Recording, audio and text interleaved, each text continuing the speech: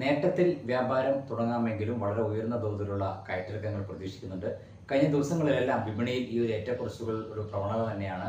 കഴിഞ്ഞ ദിവസവും വിപണിയിൽ നഷ്ടത്തിൽ വ്യാപാരം പുരോഗമിക്കവേ അവസാന മണിക്കൂർ ഉണ്ടായിട്ടൊരു തിരിച്ചുകയറ്റം വിപണിയിലെ ആ നഷ്ടം കുറയ്ക്കുകയും വിപണിയെ ഏതാണ്ട് മാറ്റമില്ലാത്ത രീതിയിൽ അവസാനിക്കുന്ന സാഹചര്യം ഉണ്ടാവുകയും ചെയ്തു. ഈ രീതിയിലുള്ള ഉയർന്ന തോതിലുള്ള കയറ്റിറക്കങ്ങൾ വരും ദിവസങ്ങളിൽ വിപണിയിൽ പ്രതീക്ഷിക്കുക തന്നെ വേണം.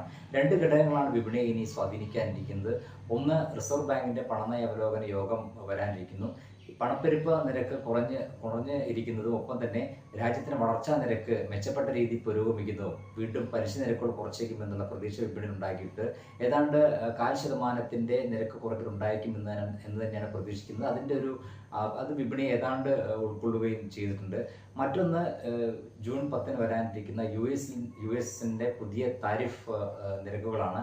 അത് വലിയ രീതിയിൽ വിപണിയെ സ്വാധീനിക്കുക തന്നെയും പ്രത്യേകിച്ചും കയറ്റുമതി അധിഷ്ഠിത വ്യാപാരവുമായി ബന്ധപ്പെട്ടുള്ള മേഖലയാണ് കൂടുതൽ ബാധിക്കുക.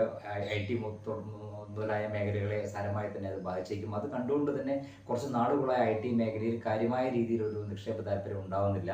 മറ്റു മേഖലകളുമായി താരതമ്യം ചെയ്യുമ്പോൾ ഇപ്പോൾ ഒട്ടുമേ വിപണിയിൽ മുന്നേറ്റത്തിലേക്ക് എത്താത്ത ഒരു മേഖല IT മേഖല തന്നെയാണ്. മറ്റൊരു പ്രധാനപ്പെട്ട മേഖല ബാങ്കിങ് മേഖലയാണ്.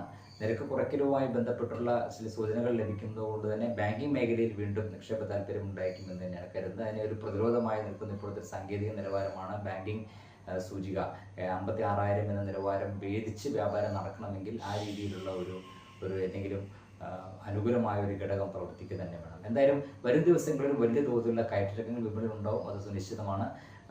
ഒപ്പം തന്നെ മറ്റൊരു പ്രതീക്ഷ നൽകുന്ന വസ്തു, രണ്ടാം നിര ചെറുകിട ഓഹരികൾ ഇപ്പോഴും വലിയ നിക്ഷേപ താല്പര്യം തുടരുന്നു എന്ന് തന്നെയാണ്. ചെറുകിട നിക്ഷേപകർ വലിയ രീതിയിൽ വിപണിയിൽ വിൽപ്പന നടത്തുമ്പോഴും രണ്ടാം നിര ചെറുകിട ഓഹരികളുടെ നിക്ഷേപ താല്പര്യവും കാണിക്കുന്നത് വരും ദിവസങ്ങളിൽ വിപണിയിൽ നിക്ഷേപ താല്പര്യം ഉണ്ടായിരിക്കുമെന്ന് തന്നെയാണ്. വിദേശ നിക്ഷേപ സ്ഥാപനങ്ങളുടെ നിലപാടുകളും പ്രധാനം തന്നെയാണ്. കഴിഞ്ഞ കുറേ നാളുകളായി വിദേശ നിക്ഷേപ സ്ഥാപനങ്ങൾ വിപണിയിൽ നിക്ഷേപം തുടരുന്നുണ്ട്. എന്നാൽ കഴിഞ്ഞ 1-2 ദിവസമായി വിദേശ നിക്ഷേപ സ്ഥാപനങ്ങൾ വിൽപ്പനയിലുമാണ്. എങ്കിലും ആഭ്യന്തര നിക്ഷേപ സ്ഥാപനങ്ങൾ വളരെ ശക്തമായി തന്നെ വിപണിയിൽ അനുകൂലമായി ഇടപെടുന്നുണ്ട്. ഈ ഘടകങ്ങളെല്ലാം വരും ദിവസങ്ങളിൽ വിപണിയെ സ്വാധീനിച്ചേക്കും. ഇന്നെന്തായാലും നേട്ടത്തിൽ തന്നെയായിരിക്കും വ്യാപാരം തുടങ്ങുക.